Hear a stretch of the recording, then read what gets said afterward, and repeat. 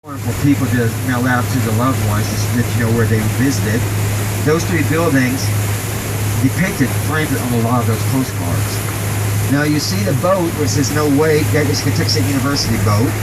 That is supposed to be a floating classroom, floating laboratory for the KSU students for their studies. It had its maiden voyage last year, but I like Grant. I've never seen the boat out on the river but once, and that was to take a bunch of celebrity or dignitaries out on this maiden voyage. So I have yet to see it being used, but that is a floating classroom floating laboratory for KSU students. Leadership Frankfort used it this year. Yeah, they did they? Yeah. Oh, that's right, they did. I forgot. Leadership Frankfort did use it. Now that building you see there, that's the old YMCA, built in 1910. That's where I played organized basic basketball. We also had a skating rink and had a swimming pool in its basement. Also had a bowling alley. It closed in 1971 when it moved in its current location. There was a business there until 1980. That business moved out about mid-1980, and it's been vacant ever since and been in a state of deterioration. They're hoping soon that they can find someone who's willing to take the risk to rehab that building and perhaps turn it into a boutique hotel, which I believe boutique hotel is another term for an upscale hotel, but they have yet to find someone who's willing to take that risk, because one of the major issues with that would be parking. There has been a major discussion for those who thought about taking the risk, but parking became an issue for them. But now this is the Frankfort Boat Dock. Frankfort Boat Dock was established in 1865. Now we get ready to go around the bend, and you look at the bend, you see above that. You see that is the old rock quarry that we get ready to come to view. That is where a lot of the rock was used for the building of the state capitol. What I don't know, because the book doesn't tell you, is whether or not the landfill, where the elevated state capitol, came from that area. It just says a lot of rock was used for the construction, but it does not say whether or not the landfill came from that area. And that is the old rock quarry that was in operation in the 1940s, and it was just in the paper not too long ago.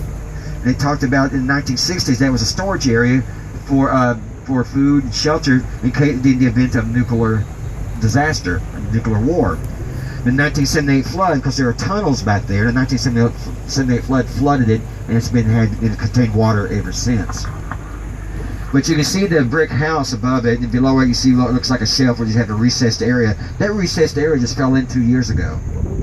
Now just below that recessed area is another recessed area that fell in about 15 years ago, right underneath it. Of course, now we talked about if we owned that house above that recessed area, knowing that you had two collapse right below you, I'd be putting the house on the market.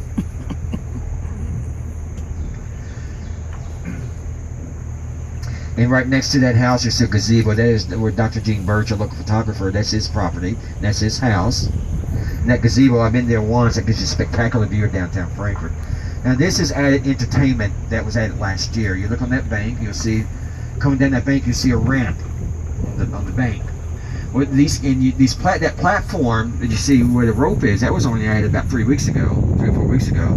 But these kids, they attach their floats to the bicycle. They'll come kick off their bike and land into the river. Of course, they attach the floats to the bicycle to keep the bicycle from sinking. But they would entertain. They'll have people over here in Frankfort Boat Dock sit there and drink beer and just sit there and encourage them on. Sit there and watch them. But they were around 15, 16-year-old kids doing that, coming off that bank. Their mamas must love them. It's got floats on it. Their bike will come back up. They'll grab their bike, go back up the hill, and they'll do it again. It's you for you. They can do that when you're young. I may have tried it if I was 14, so there's no way I've tried today. You've done that. I would have done it. I would have done it at a young age. I would try to do it now or never get out of the river.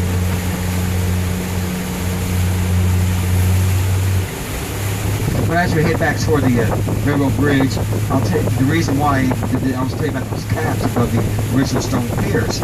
Those caps were placed here in 1898. The War Department ordered the bridge raised a minimum 8 feet to accommodate packet boats. These packet boats were used to transport material and goods.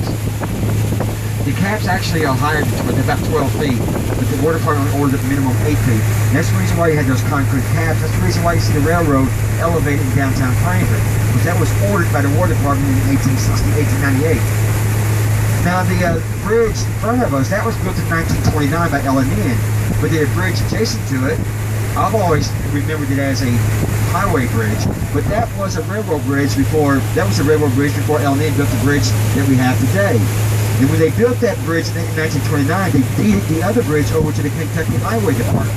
And the Kentucky Highway Department converted that road bridge into a highway bridge, used for vehicular and foot traffic. If you go down Benson Valley, which is where we docked this boat, if you come down Benson Valley, you see there are two rails heading toward the bridge. They eventually turn into one rail. That's because the original rail went across the other bridge, not this one we have today.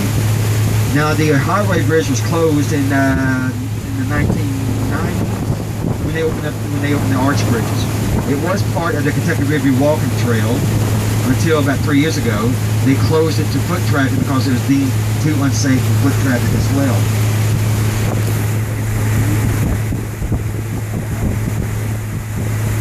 But now you see the stone bridge, and you see there are ledges on both sides of that on that stone bridge. Now also you'll see kids sometimes on the weekend, they'll jump off that ledge into the river. Now when I was in my late teens, early 20s, I had a bunch of friends of mine do the same thing. They try to talk me into it, but I would never do it. But my concern was that as the high waters receded, you never knew what floated down the stream, and you never knew what was underneath the surface of the water that you could not see. And I was afraid it would always be a log. But there is a local legend, local story. I don't know if it's true or not, but supposedly, several years ago, a 21-year-old kid went off that ledge shortly after high waters receded, and he landed in an old cow carcass that had floated downstream. Now, I don't know if that's true, but if it's true, if he landed in an old cow carcass, that had to be the nastiest thing. I mean, that would have been terrible. Absolutely terrible. Oh, yeah. You know, when Kentucky gained statehood in 1792, they only had 3 counties. It was Jefferson, Lincoln, and I forgot the name of the third. Jefferson County. Jefferson, Lincoln, and Fayette County were the 3 counties, and in all 3 counties met at the mouth of the Benson Creek. Of course, now today we have 120 counties, and Franklin County being the 18th county, named after, you may have guessed, Benjamin Franklin. Now, in this area here was Fish Trap Island. Fish Trap Island, prior to the locks and dams were built, the early settlers and American Indians would cast nets from this island to catch fish as their food source. Now, when they built the locks and dam, the island was submerged. But we're approximately on top of that island now. But it was submerged when they built the locks and dams, when you could ford the river. Today, the river is anywhere from 10 to 40 feet deep in this area. It's about 12 feet deep here, but around the Singing Bridge, it's around 30 to 40 feet deep. Now, and lastly, you see this Capitol Plaza Tower. Next to it is Fort Hill. Fort Hill is Leslie Morris Park today, but during the Civil War era, that hill was pretty much bald. Now, when the Union ran the Confederates out in 1862, they decided to build a couple of forts, earthen forts. And they built them in 1863 on top of that hill. One fort was named a New Redoubt, the other was named Fort Boone. And that's where the Union soldiers kept out in this fort all throughout the Civil War. And when Morgan's men tried to recapture the state capital in 1864, they did shoot off some cannon from off that hill in an attempt to repel Morgan and his men. Morgan was not with them. But today it is a park. There are some remnants of the earthen fort still remaining today. It has some various walking trails. Those walking trails, they're very aggressive trails, so if you do want to do walking trails, I would highly recommend you take a lot of liquids with you, especially when it's hot weather, or you can wait till, like I do, during fall and spring, when it's a little bit cooler outside, and then walk the trails. They do have an overlook that gives you a spectacular view of downtown Frankfort. It also has some period buildings in that area. Now, several weeks ago, they had the Civil War sesquicentennial celebration, which is really neat. We toured all over the Fort Hill. Well, anyway, as you can tell, we're getting ready to dock, and we hope you guys have a good weekend, and thank you for joining us on this tour. And have a good weekend. Take care.